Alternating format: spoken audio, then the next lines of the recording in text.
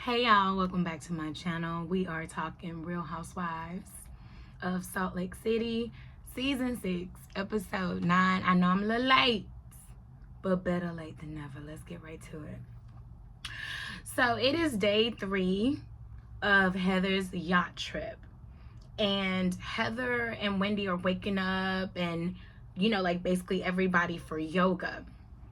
Captain Justin is leading the yoga class. That is so sweet that he knows how to do that and that he is instructing in class. They are having a little bit of what is it? Like they're like guy talk, like the cat calling him, but only in the confessionals. You know what I'm saying? Like they're being respectable while he's stretching and the bending and the doing this and the doing of that. Listen, let me tell you something. Not for nothing, right? Like Justin, alright, but he ain't alright. Just saying, alright. And during the yoga class, that Brittany ain't got no mat, by the way. I noticed she ain't got no mat. Captain Jason had to give her a mat. Maybe she was a little late. But during the yoga class, Heather asked Brittany, how is she doing? And the answer is, not so great. Brittany doesn't understand why she say something, everybody piles on her, but it's okay when they do it, so she's basically in confusion. Meanwhile, Meredith and Lisa, they in their room, and Meredith man, I can't stand Brittany. I cannot stand her. And I did not like how Brownwyn, messy ass, goes to Meredith's room to they both have an issue with Brittany. So I guess, what is it? An enemy of my friend is, I don't know how that saying goes, darling. I don't entertain my enemies or they friends. All right. So I feel like y'all linking up to do some high school shit as juvenile as throwing her unicorn that Jerry gave her overboard really upset me and my homegirls. Y'all got dressed up, put on costumes to throw it overboard, and it was really Meredith that tossed it over. It was Brownwyn's idea, but it was Meredith that tossed it over, and I thought that was just extremely immature and very mean. Very mean.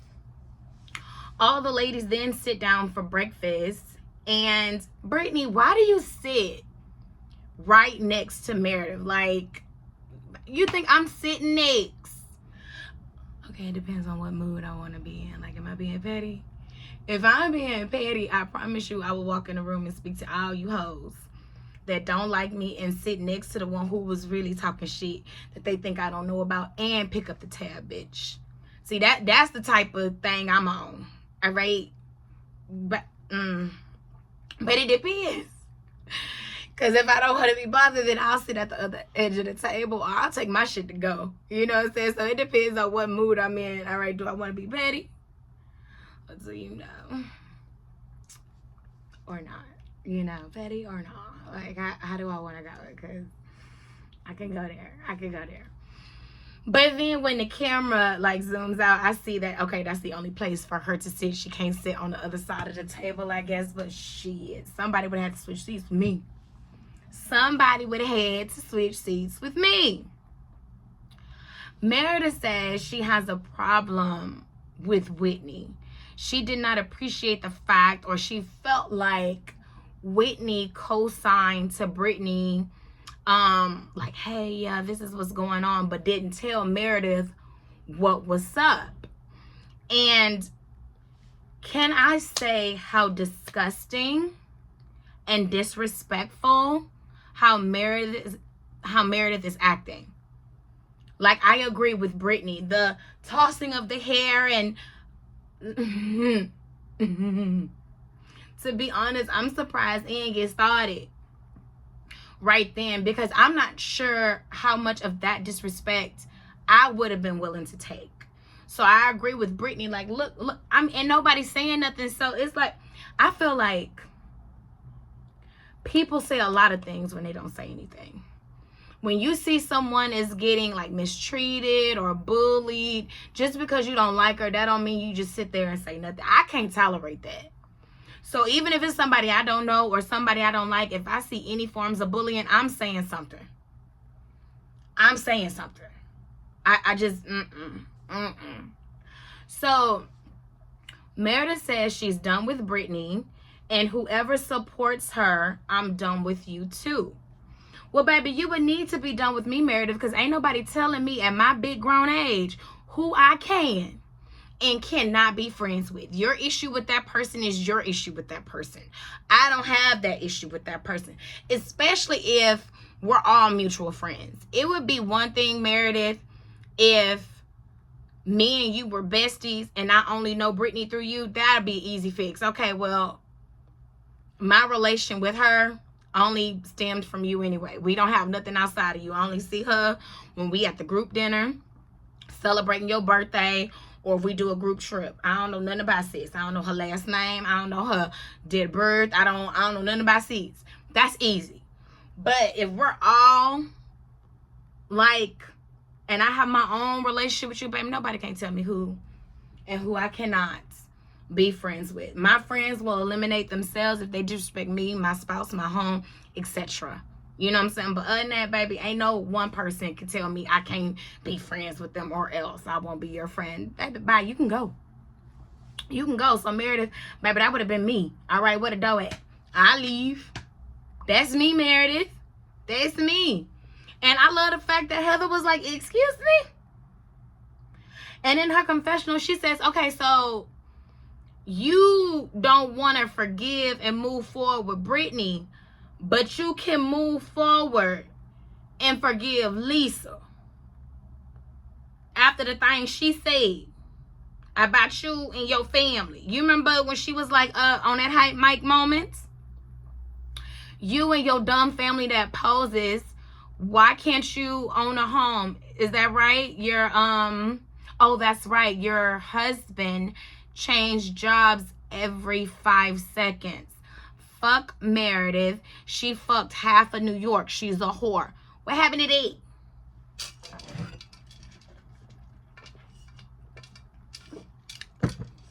You forgave that, Meredith. And I feel like Brittany didn't do half that. And you forgave that. You know why I think you forgave that, Meredith? Because Lisa have true tea on you. And even though she said that, that's not the worst she could have said. That's why I feel like you forgave her. That's why I feel like y'all joined an alliance. Because you know, Lisa could have said way more than what she said. She still spared you. Even though she aired you, she still spared you. Yeah.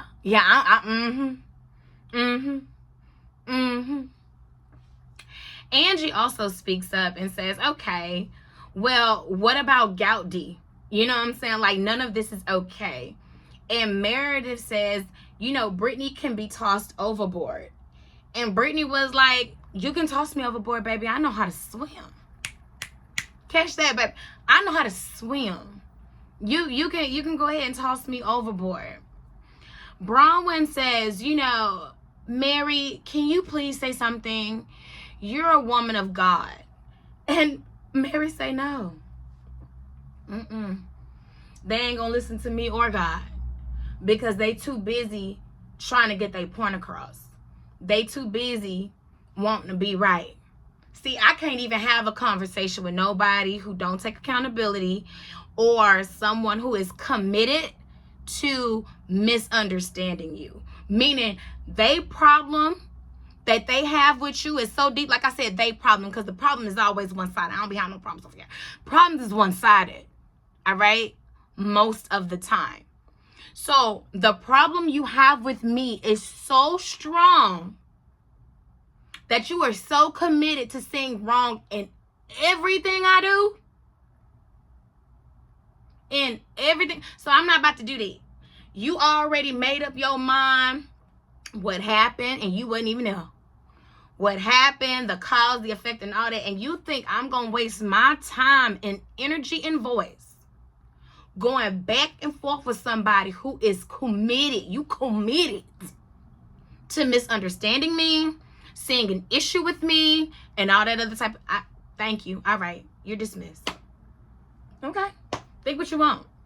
I don't care. I really don't. Because at the end of the day, everything always comes out. I don't care if it takes 1 year, 2 years, 3 years, 4 years. No me importa. It's always going to come out. It's always going to come out, baby. Just let go and let God. Let go and let God. So breakfast is now over and the ladies are packing up to leave.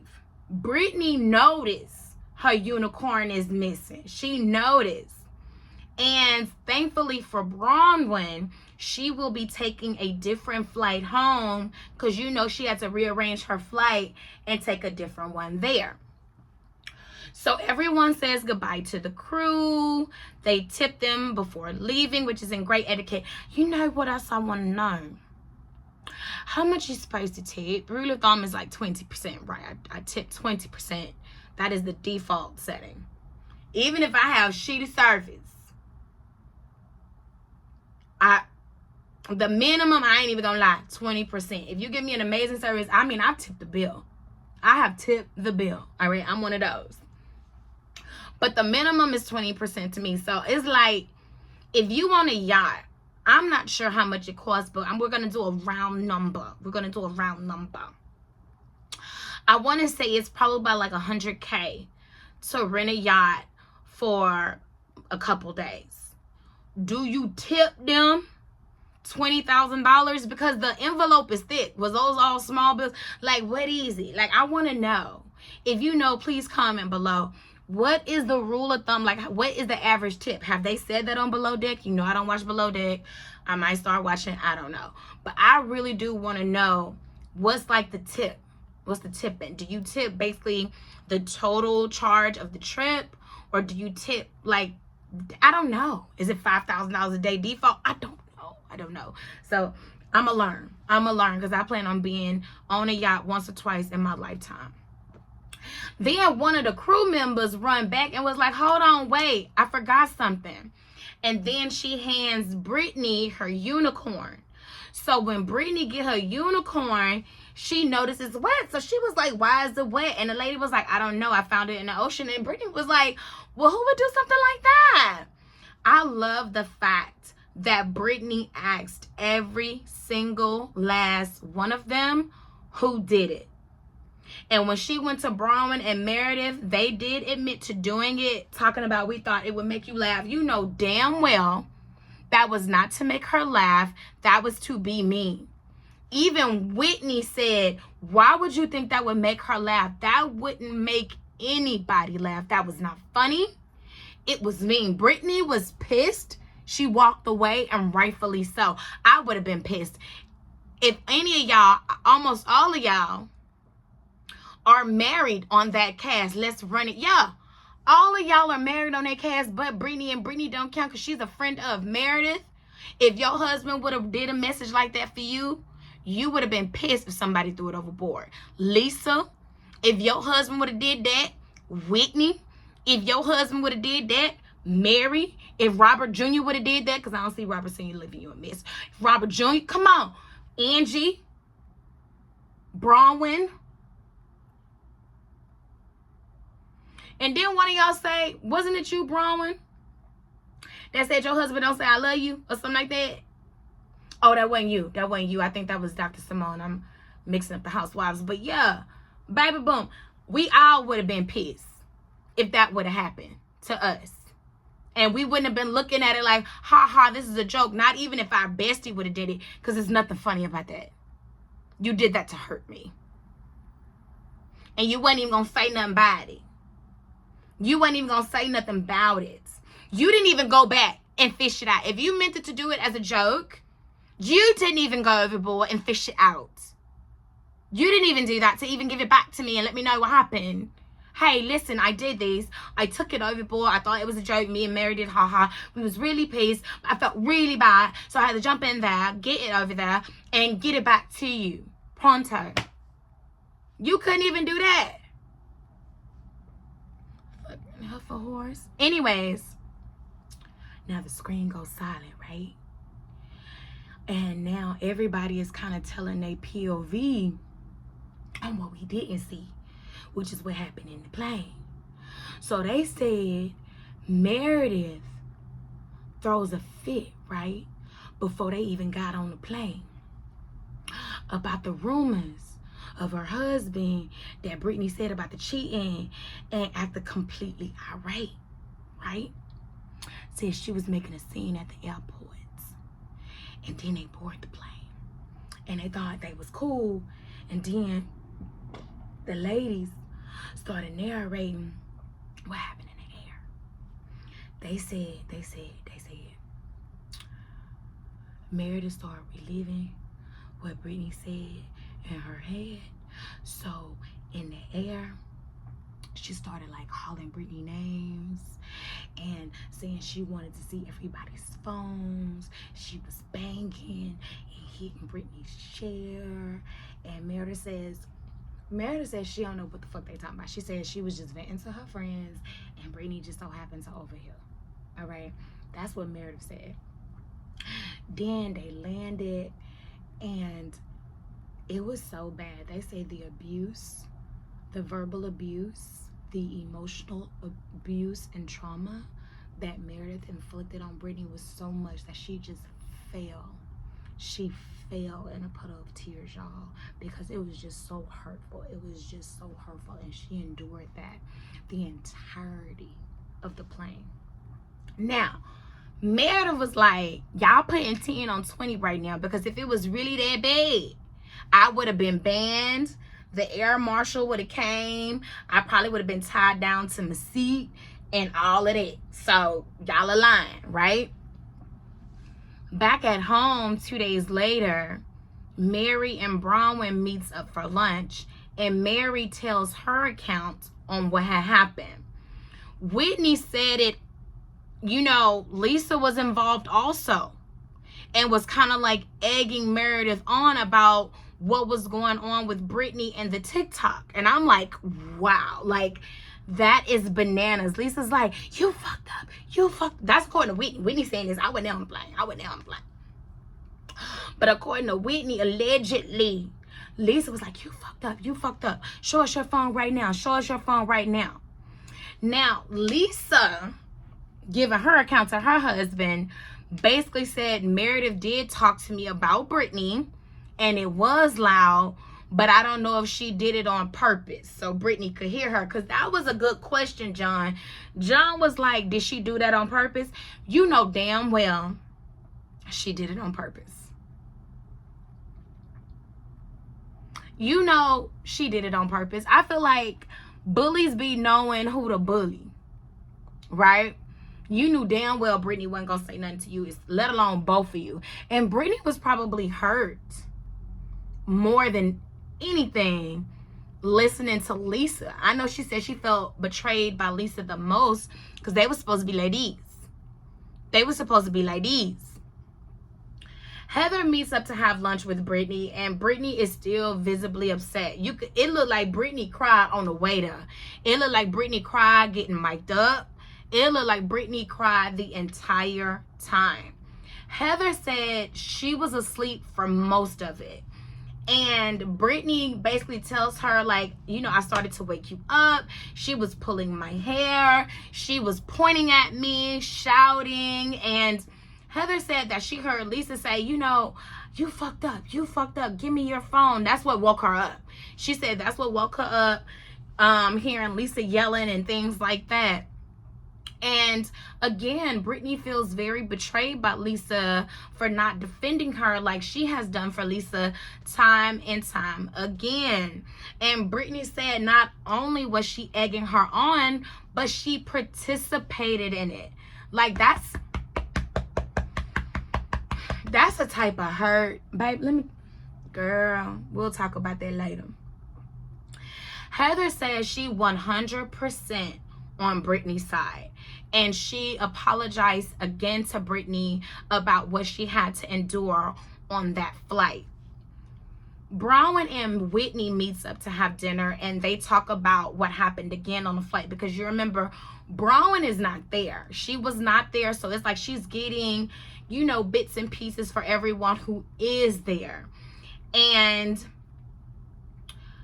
to endure that type of public humiliation for hours had to been torture for Brittany. And Brownwyn finds it very hard to believe, because she's like, where is the proof? Like, if all of this happened and Meredith was irate the way you said she was, where's the film?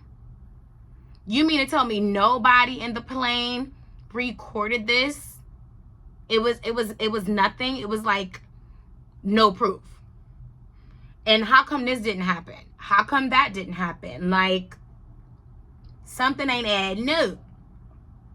Brownwyn also says that someone on Twitter saw Todd on the plane, you know, looking at other women on his phone, which of course made Brownwyn very upset. So she told Todd to go to a hotel. She said it's one thing talking to her about it, it's another thing to hide it. All right? This is my thing, right? One, you already know Brownwyn and Todd has a past. She admitted last season that they have, you know, endured some infidelity in the marriage. For those who think that a married man looking at single or unavailable women on a timeline, on social media, on a chat line is not inappropriate, disrespectful, or cheating on your wife, then why are you hiding it? Why are you not doing it in her presence? Why do you delete it? If you reaching out to an old high school classmate or co-worker just to see what they've been up to, why are you hiding it from your wife? How come when she confront you about it, you get defensive? Oh, I forgot. I mean, I didn't think it was a big deal. It would be a big deal if she did it. So y'all saying it ain't a big deal. It would be a big deal if your husband did it.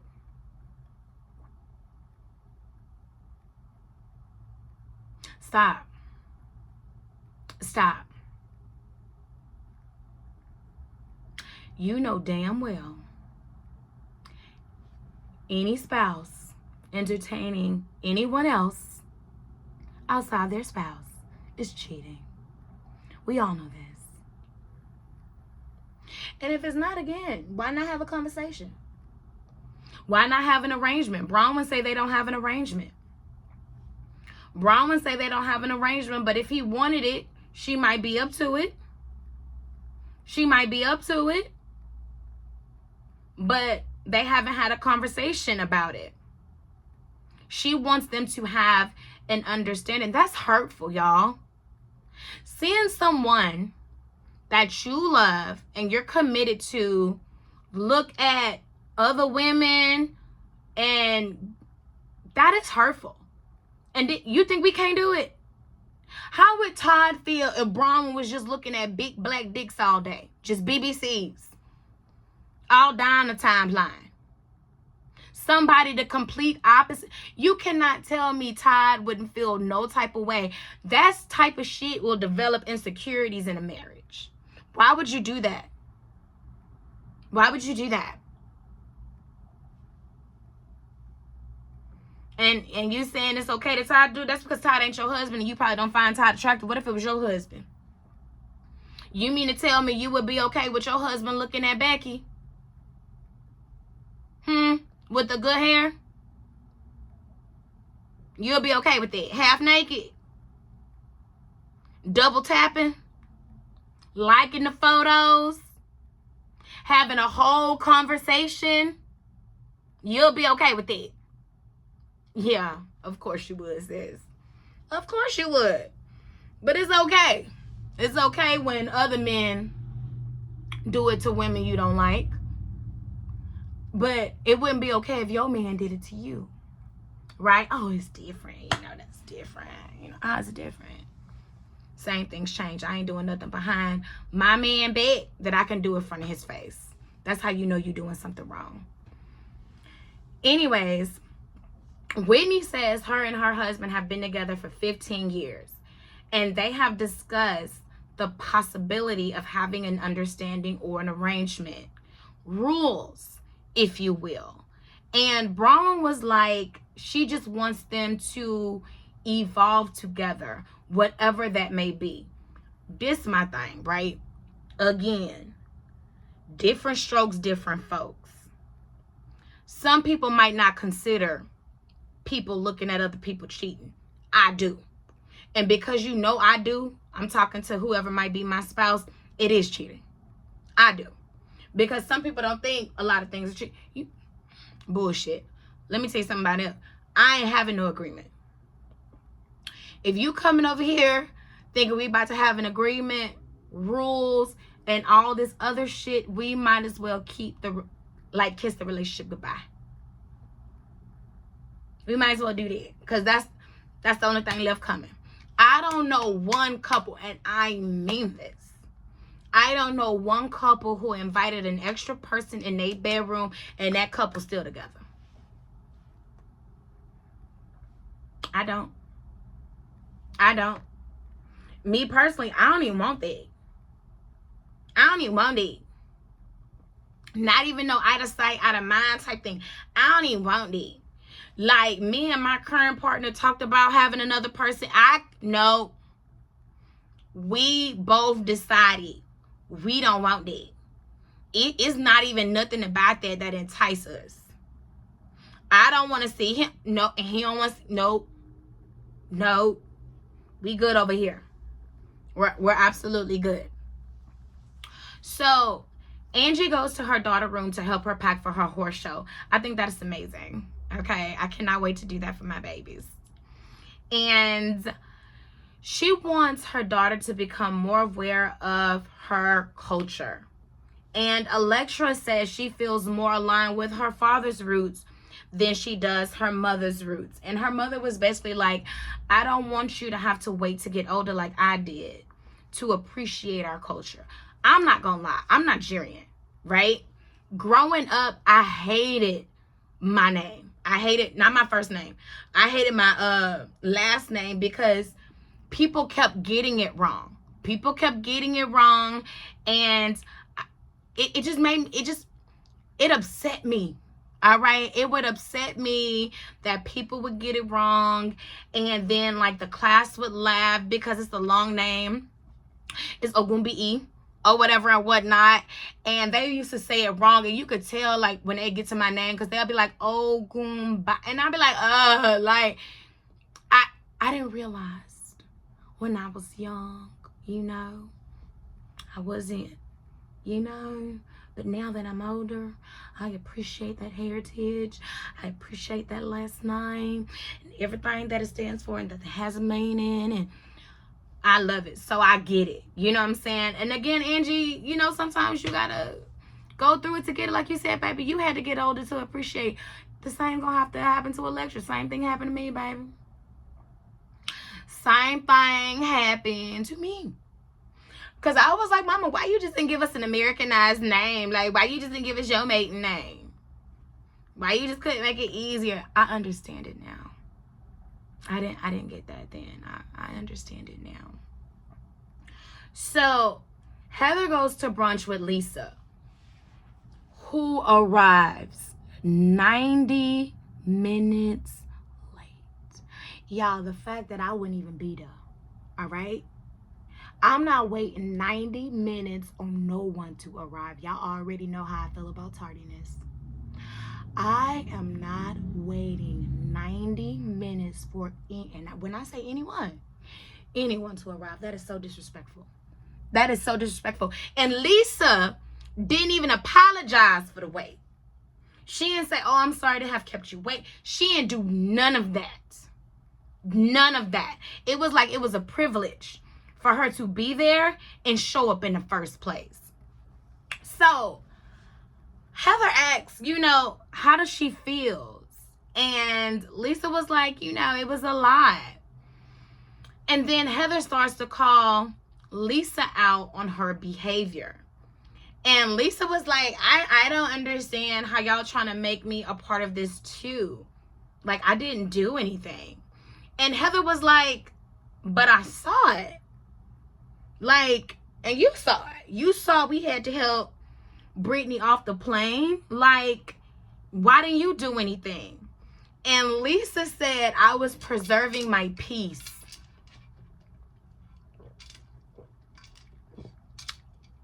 Heather was like, why are you trying to talk to me and tell me a different story as if I wasn't there on the plane? Because they are narcissists. That's what narcissists do, y'all. Narcissists try to tell you a different story about what had happened, and people wonder why certain people record conversations, because they trying to make it seem like you fucking stupid, like you lost your mind, like you wasn't there, like you didn't just see the behavior of what just transpired. What you mean you don't know?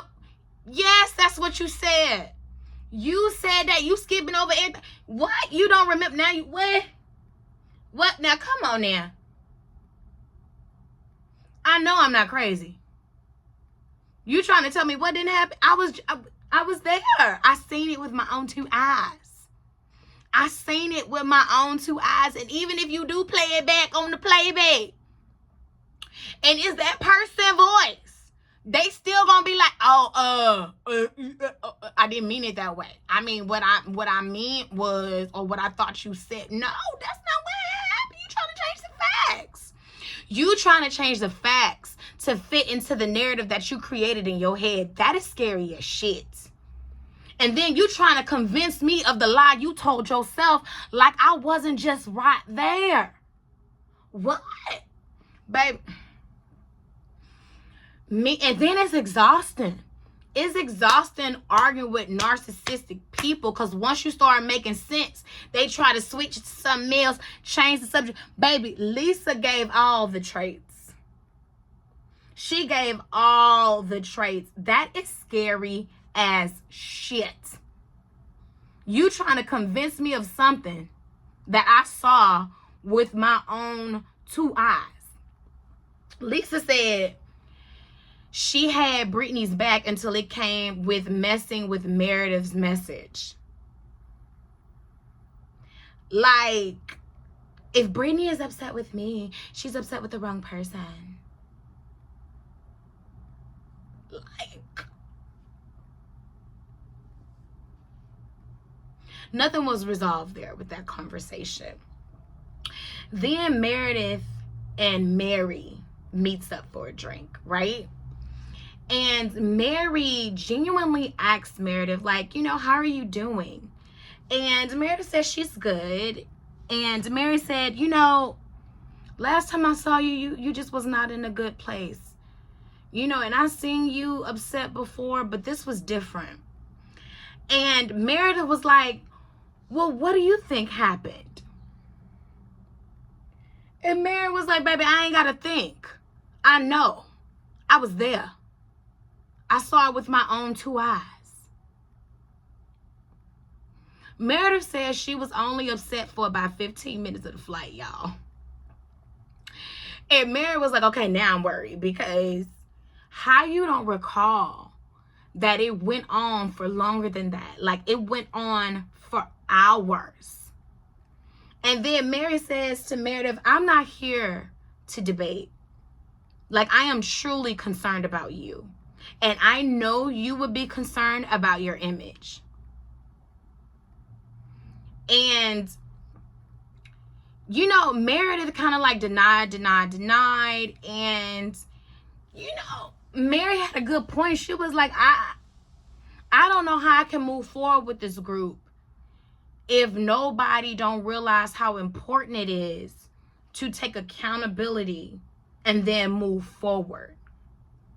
And that's what she wanted to see Meredith do in that moment with Brittany. And Meredith was like, no, you know, none of that happened. I was just talking to my friend. I didn't kick her seat. I just used it to, you know, to pull myself up. And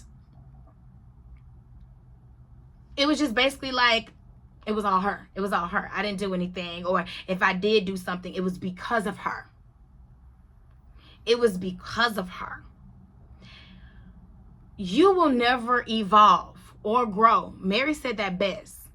If you do not take accountability for your actions, the pain you caused, the decisions you made out of trauma, like, you got to be able to own your shit. And so Mary asks, okay, will you at least apologize to Brittany? And Meredith says she don't know. She got to think about it. Can y'all believe this? We wasn't there, but do y'all believe that Meredith did that on the plane? Do y'all really think Brownwyn wants an open relationship with Todd? What kind of things Todd into? I just want to know. Y'all let me know below. And if you haven't already, please like, comment, and subscribe. Bye.